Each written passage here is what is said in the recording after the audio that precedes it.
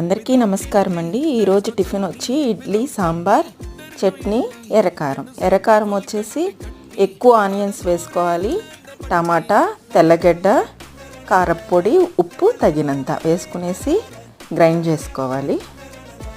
ఇడ్లీ, సాంబార్ ఇలా చట్నీ కారంతో ఎంతమంది తింటారు? మేమైతే రవ్వ ఇడ్లీ చేసుకుంటామండి. రవ్వ ఇడ్లీ అయితే చాలా బాగుంటుంది. నాకు ఈ పిండి ఇడ్లీ నచ్చదు.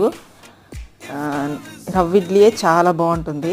ఇట్లాగా సాంబారు, చట్నీ, ఎర్రకారంతో మీలో ఎంతమంది ఈ విధంగా తింటారు? బాగా కలుపుకునేసి చక్కగా చాలా టేస్టీగా ఉంటుంది. చాలా అంటే చాలా టేస్టీగా ఉంటుంది, చాలా బాగుంటుంది. ఒకసారి మీరు కూడా ట్రై చేయండి. ఈ విధంగా చాలా బాగుంది. ఒకసారి మీరు ట్రై చేయండి. చివరి వరకు చూసినందుకు ధన్యవాదాలు, కృతజ్ఞతలు.